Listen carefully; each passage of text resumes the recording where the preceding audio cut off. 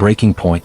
The stars burned cold and indifferent as the greatest armada in galactic history fell apart. Admiral Sarah Vance stood on the bridge of the Terran Dreadnought Indomitable and watched her allies die. The view screen showed hundreds of ships engaged in a desperate fight against an enemy that seemed endless. Plasma fire cut through the darkness like angry red lines. Explosions bloomed silently in the vacuum.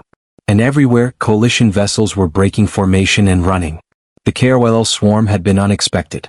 They came from beyond the galactic rim, a species that consumed everything in their path. They did not negotiate. They did not take prisoners. They simply arrived at a world, stripped it of all resources, and moved to the next. The Galactic Coalition had formed quickly when the threat became clear. 12 different species had contributed ships and warriors to stop the invasion. But now, at the Battle of Epsilon Reach, it was becoming obvious that the Coalition had underestimated the enemy. Vance was 42 years old, with sharp green eyes and dark hair pulled back in a tight bun. She had commanded the Indomitable for 3 years.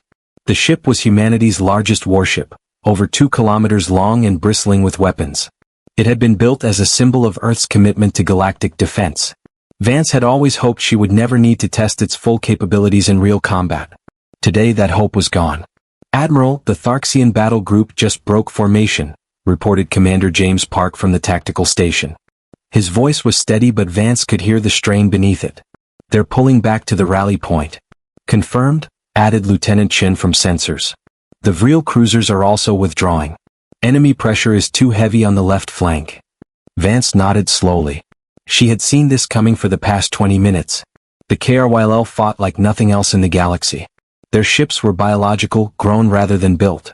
They moved in perfect coordination, attacking in waves that never stopped.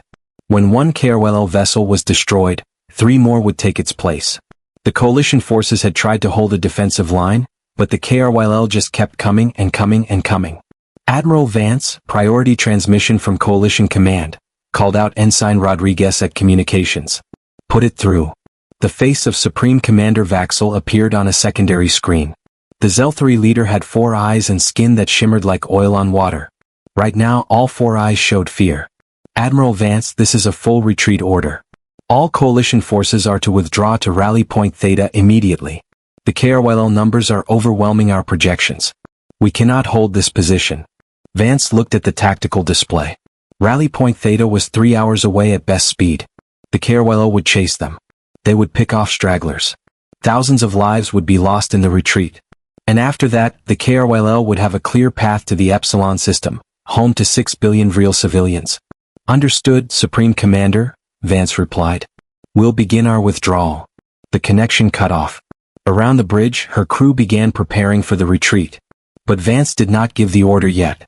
She stared at the tactical display, her mind racing through calculations and possibilities. There was something else on that display, something the Coalition Command had not mentioned in their orders.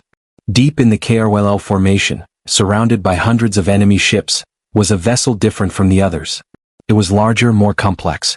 Intelligence had called it a Queen Mine ship, believing it served as a command and control center for the swarm.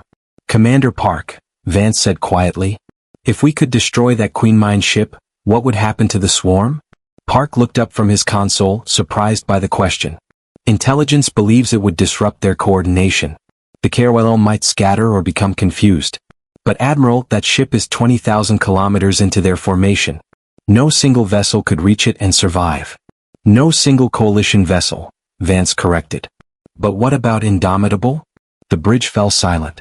Everyone understood what the Admiral was suggesting. Lieutenant Chin spoke up first. "Admiral, our orders are to retreat." "I heard the orders, Lieutenant." Vance's voice was calm. "I'm choosing to interpret them differently. The Supreme Commander said coalition forces should withdraw. He didn't specifically order Indomitable to retreat." Commander Park stood up from his station. "Admiral, with respect, that's a dangerous interpretation. If we go in alone, the other coalition ships won't be able to support us. We'll be completely surrounded." Vance turned to face her bridge crew.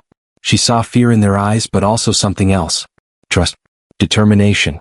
These were volunteers, every single one. They had joined the Deep Space Fleet knowing the risks. "You're right, Commander. This will be dangerous. This will likely be suicidal. But if we run now, the KRYL will hunt us across the stars. They'll reach Epsilon. They'll reach other systems. Millions will die." She gestured to the view screen where the battle still raged.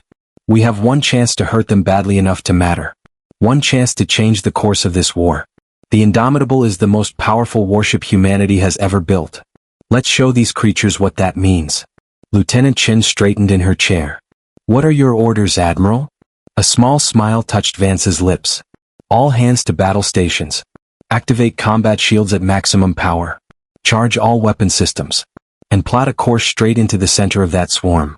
Admiral, Commander Park said one more time. Once we commit to this, there's no turning back. If the Queen Mine theory is wrong, we'll die for nothing. Then we'd better hope intelligence got it right for once. Vance sat down in her command chair. Execute the order. The Indomitable was a vessel designed for one purpose, to bring overwhelming firepower to any battle. Its hull was layered with advanced alloys that could absorb tremendous punishment. Its shields were powered by twin fusion reactors that could sustain maximum output for hours. And its weapons included railguns, plasma cannons, missile batteries, and the experimental graviton beam that had never been tested in real combat. Now all of that power came alive. The ship's engines flared bright blue as they pushed to full acceleration. The Indomitable turned away from the retreating coalition forces and drove directly toward the KRYL swarm. On other coalition ships, alarms sounded as sensors detected the Dreadnought's course change. On the Tharxian flagship, Captain Rothval watched in disbelief. The humans have gone mad, he muttered. They're charging straight into the swarm. On the Vril command cruiser, Admiral Kess saw the same thing. Should we turn back to support them? Her tactical officer asked. Kess's tentacles writhed with indecision. No. We have our orders. Let the humans throw their lives away if they choose. But even as she said it, she couldn't look away from the display. None of them could. Every captain and crew member in the retreating fleet watched as the single human dreadnought accelerated toward certain death. On the Indomitable, the crew worked with fierce efficiency. First wave of KRYL fighters approaching, Chin reported. 200 contacts and climbing. Point defense systems active, Park called out. All weapon crews report ready. Vance leaned forward in her chair. Fire at will. The space around Indomitable erupted with violence. Point defense railguns spat thousands of projectiles per second, creating a deadly sphere around the ship. KRYL fighters exploded as they flew into that storm of metal. The organic ships writhed and died, but more kept coming. Plasma cannons swiveled and fired, burning through armor and flesh. Missile pods launched their payloads, each warhead finding a target. But the KRYL adapted quickly. They stopped attacking individually and began coordinating their assault. Dozens of fighters would strike from one direction, drawing the point defense fire, while dozens more attacked from the opposite side. Some got through. Impacts rang against the Indomitable's hull. Shields flared and fluctuated. Shields at 80%, Chin reported. Hull damage on decks 7 and 12. Keep going, Vance ordered. Don't slow down. The Dreadnought plowed deeper into the swarm. Larger KRYL vessels began to turn toward them. These were cruiser-sized bioships, each one capable of taking on a regular warship. 3 of them moved to block Indomitable's path. Target those cruisers with the main railguns, Vance commanded. The Indomitable's primary weapons were 8 railguns mounted along its spine. Each one could accelerate a projectile to a significant fraction of light speed. When Park activated them, the entire ship shuddered. The projectiles crossed the distance in less than a second. They hit the KRYL cruisers with kinetic energy equivalent to small nuclear weapons. The first cruiser simply exploded, torn apart by the impact. The second one was crippled, spinning out of control as its biological systems failed. The third managed to partially evade, but still took a devastating hit that sheared off a third of its mass. Direct hits, Park reported with grim satisfaction. Continuing advance. But victory came with a cost. More KRYL ships were converging on them now. The Indomitable was like a single shark swimming through a school of piranhas. The piranhas were smaller and weaker, but there were so many of them. Explosions rocked the Dreadnought constantly. Damage reports flooded in from across the ship. Shields at 40%, Chin said. We're taking heavy damage to the stern sections. Fires reported on multiple decks. Vance pulled up the tactical display at her chair. They were halfway to the Queen Mine ship, but the KRYL were tightening formation around them. If they continued this way, they would be torn apart before reaching their target. She needed a new approach. Commander Park, prepare the graviton beam. Park's head snapped up. Admiral, that weapon has never been fired outside of controlled tests. We don't know if it will work properly. We're about to find out. Target the densest concentration of KRLL ahead of us. Full power. The graviton beam was humanity's attempt to weaponize artificial gravity. In theory, it could create a brief but intense gravitational well that would crush anything caught in its field. In theory. The weapon had been installed on Indomitable as an experiment, with the understanding that it might never be ready for actual use. Park worked his console for 30 seconds, programming the targeting parameters. Weapon charged and ready. Firing in 3, 1, firing now. The Indomitable shuddered differently this time. It wasn't the recoil of conventional weapons. It was more like reality itself had hiccuped. In the space ahead of the ship, a sphere of warped spacetime appeared. For exactly 2 seconds, gravity in that sphere increased to crushing intensity. The KRLL ships caught in the field didn't explode. They imploded. Biological armor crumpled inward. Internal structures collapsed. Fluids and gases compressed to liquid and solid states. When the field dissipated, there was nothing left but debris. 30 KRLL vessels had been destroyed in an instant. A clear path opened before the Indomitable. Graviton beam offline, Park reported. His voice showed shock. It worked. It actually worked. Then let's use it again as soon as it recharges, Vance said. All ahead full. We're going straight through. The Indomitable surged forward into the gap. The Queen Mine ship was now visible on the main view screen, a massive organic structure that pulsed with bioluminescence. Around it, the remaining KRLL ships were turning, trying to form a protective barrier. Vance gripped her chair. This was it.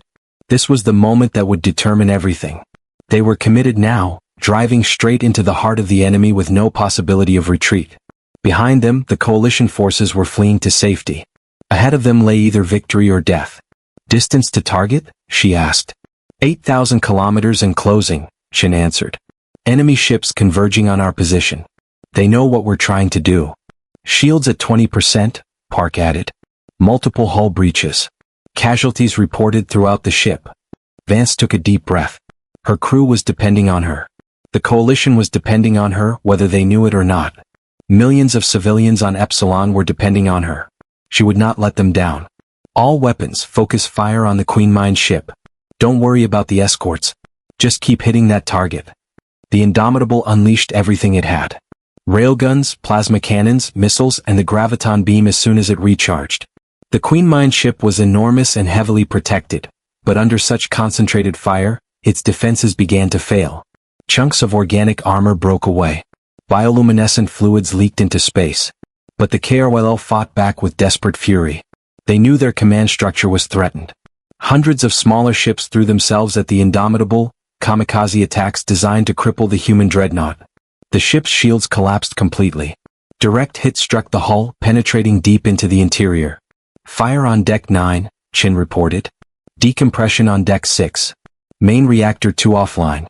We're losing power to weapons systems. Vance stood up from her chair. They were so close. The Queen Mine ship was wounded, dying but still functional. She needed just a little more time.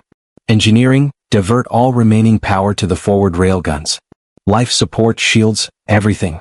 I need those guns firing. Admiral, if we do that, we'll have no defenses left, Park protested. We don't need defenses anymore, Commander.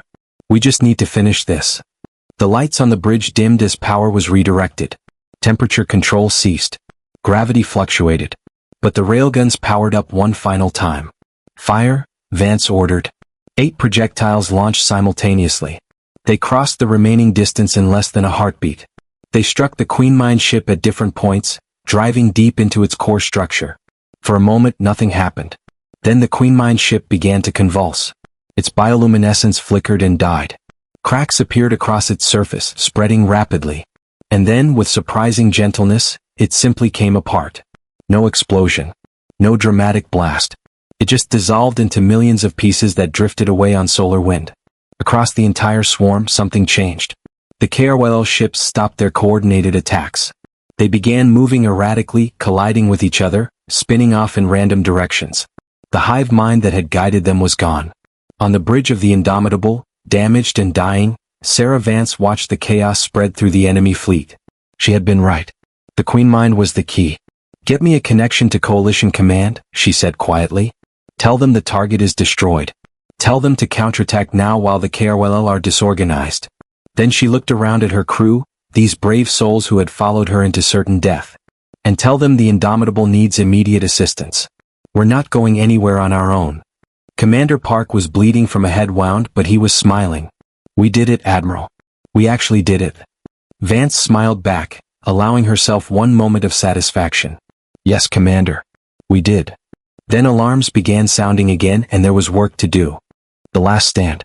The Indomitable drifted through space like a wounded animal, its hull scarred and broken, its systems failing one by one. Admiral Sarah Vance moved through the damaged corridors of her ship, stepping over debris and around emergency repair crews. Smoke hung in the air despite the failing ventilation systems. Emergency lighting cast everything in a dim red glow. Every few seconds, the deck would shudder as another section lost structural integrity or another fire broke out somewhere in the vast vessel. Commander James Park followed close behind her, a medical patch hastily applied to his forehead. Admiral, you should be on the bridge.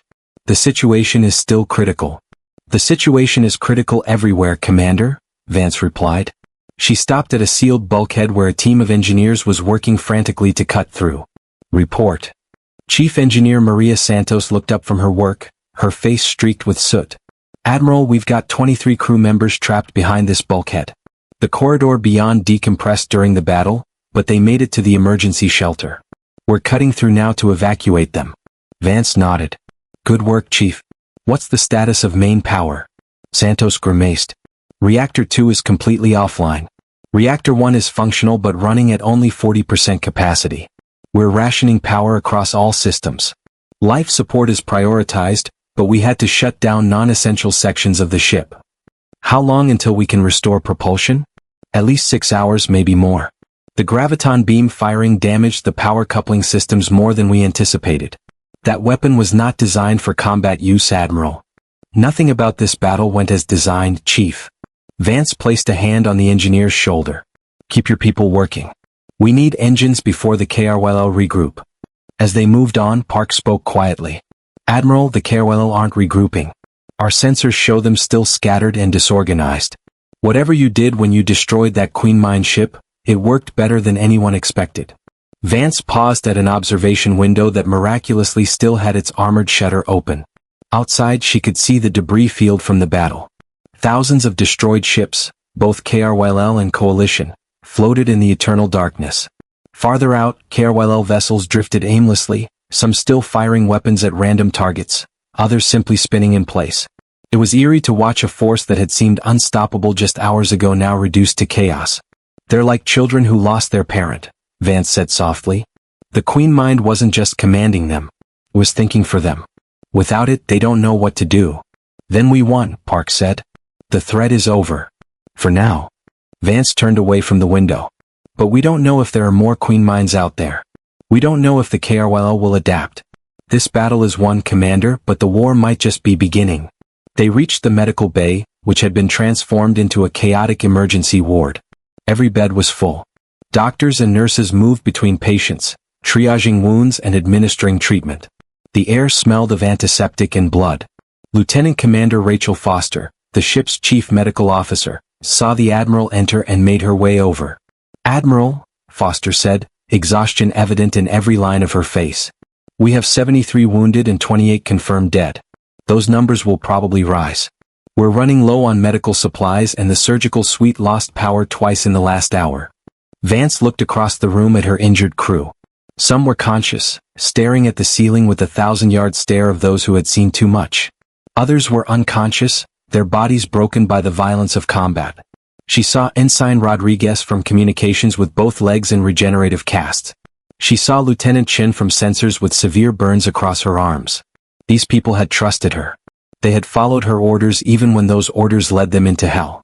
Do whatever you need to do, Doctor, Vance said. If you need supplies, take them from anywhere on the ship.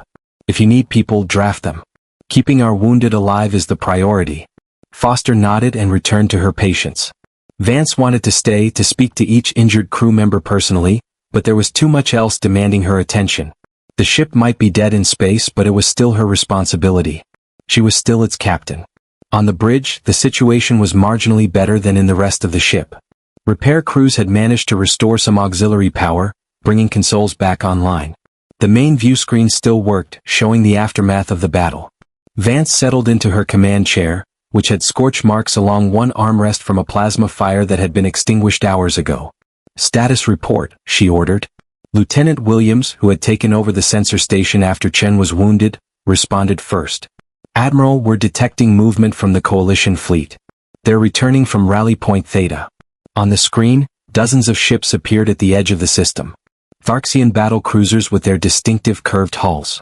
Vril command ships that looked like floating cities. Zelthri destroyers, sleek and deadly.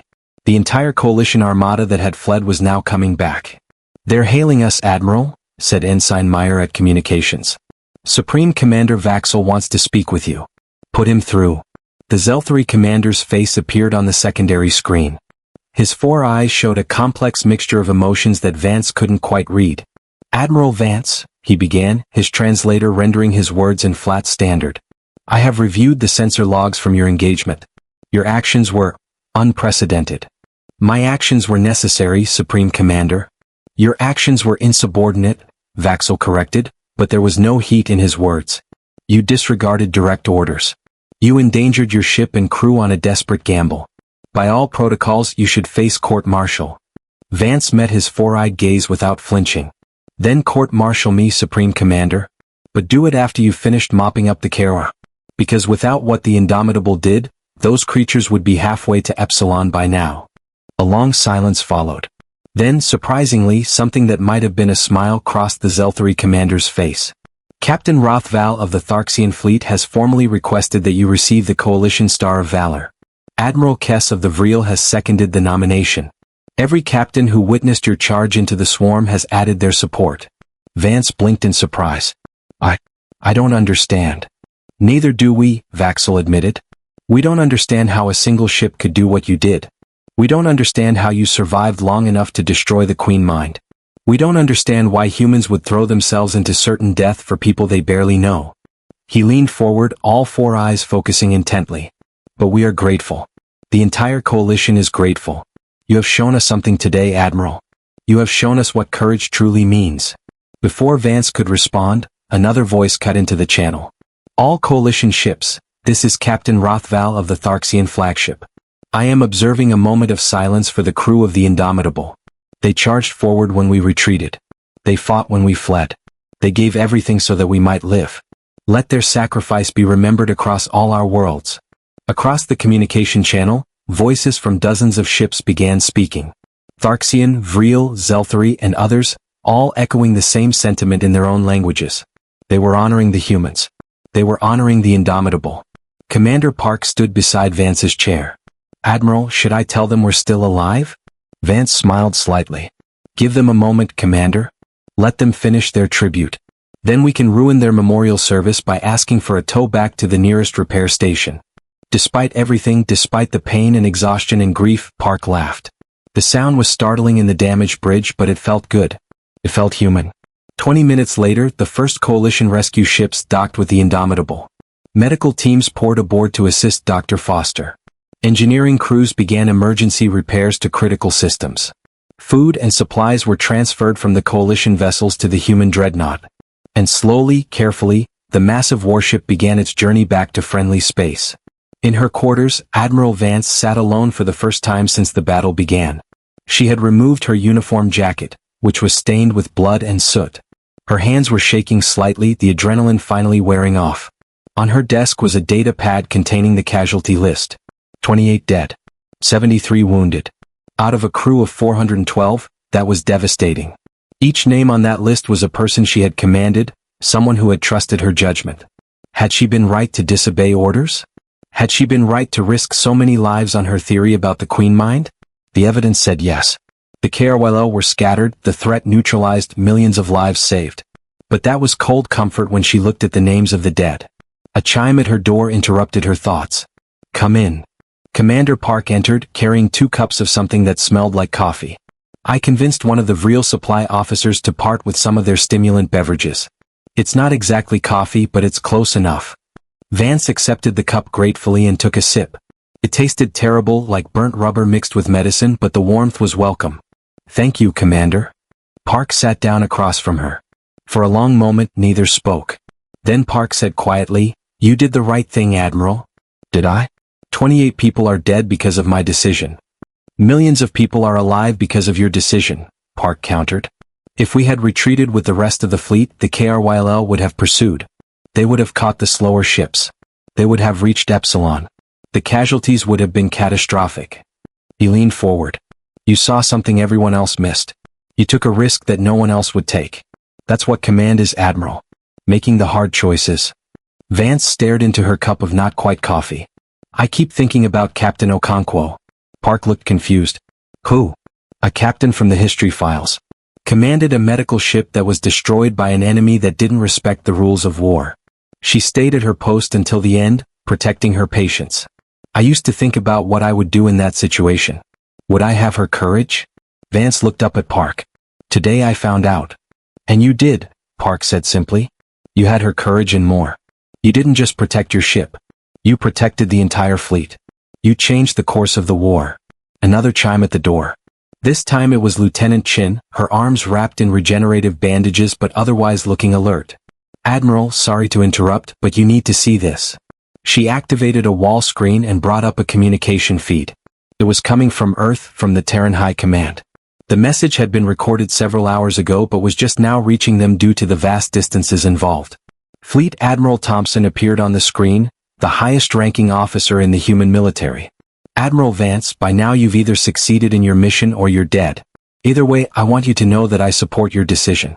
When Supreme Commander Vaxel sent me notification of your retreat orders and your subsequent course deviation, I was asked if I wanted to recall you.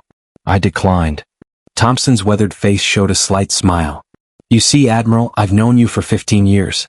I was the one who recommended you for command of the Indomitable. I did so because you have a quality that cannot be taught in any academy. You have the ability to see what needs to be done and the courage to do it, regardless of the cost.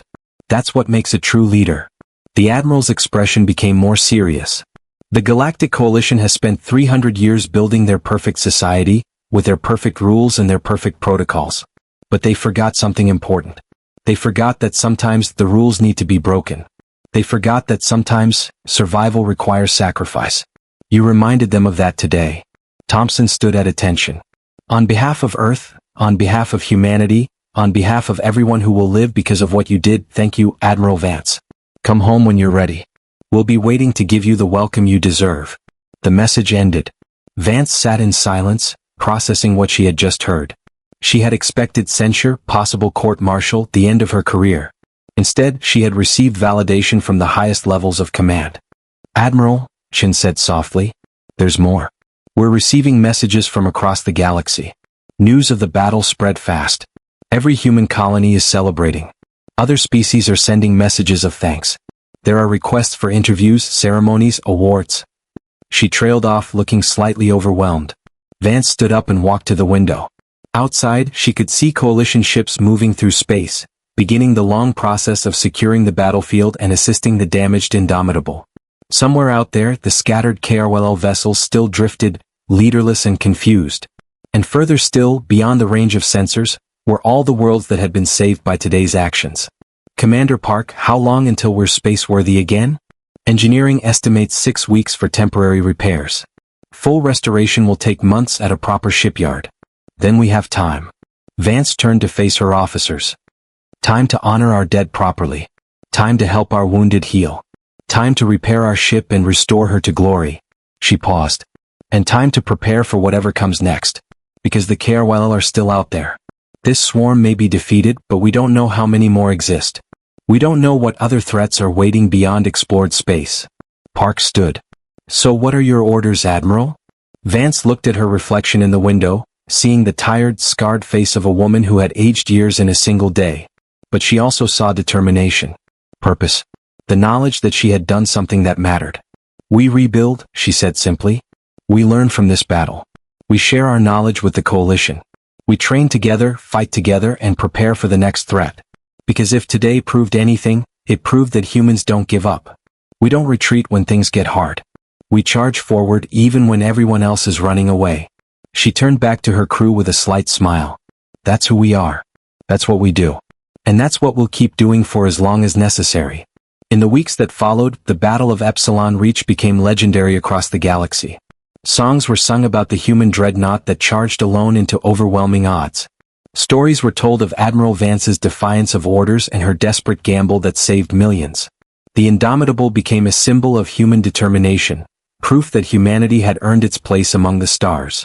The Tharxian people, impressed by human courage, requested exchange programs between their military and the Terran fleet. The Vril, who had initially dismissed humans as too aggressive, now sought human advisors for their defense forces.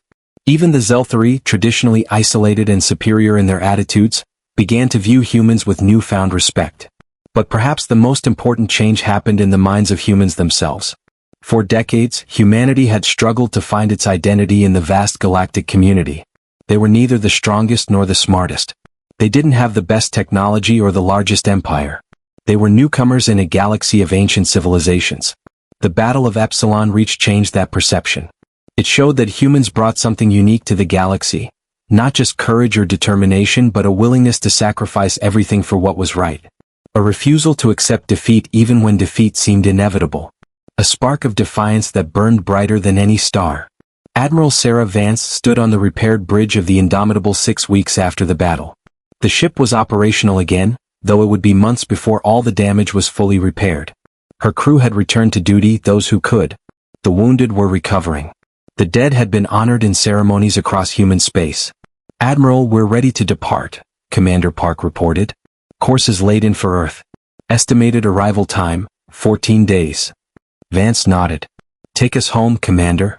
As the Indomitable began moving, accelerating slowly toward the distant point of light that was humanity's home system, Vance allowed herself one final look at the Epsilon system. Out there, on the third planet, 6 billion Vril were going about their lives, completely unaware of how close they had come to extinction. They would never know the names of the 28 humans who had died protecting them. Most would never even hear the full story of the battle. But that was okay. Vance hadn't done this for glory or recognition. She had done it because it was the right thing to do. Because when faced with the choice between safety and duty, between orders and conscience, between retreat and attack, she had chosen the harder path. And in making that choice, she had defined what it meant to be human in the galactic age. Not human in the sense of DNA or biology or planet of origin. Human in the sense of spirit, of values, of the willingness to stand up when others sat down, to fight when others fled, to sacrifice when others saved themselves. "Commander Park," she said quietly. Note in the ship's log, the Indomitable performed exactly as designed. Her weapons functioned perfectly. Her shields held as long as possible. Her engines never failed. But most importantly, her crew showed courage, skill, and dedication beyond measure. They are the true strength of this vessel. Park smiled as he entered the log entry. Recorded, Admiral. Vance settled into her command chair, the same chair she had occupied during those desperate hours of combat. It had been repaired and cleaned, but she could still see faint scorch marks on the armrest. She decided not to have those removed. They were a reminder. A piece of history. "All ahead, standard speed," she ordered. "Let's go home." And as the Indomitable sailed through the stars toward Earth, leaving behind the battlefield where it had written its legend, one thing was absolutely certain. The galaxy had learned something important about humanity that day. They had learned that humans didn't retreat. They didn't give up. They didn't abandon their responsibilities or their principles, even when faced with certain death. The generals had ordered a retreat. But the human dreadnought had charged forward instead. And in doing so, it had changed everything.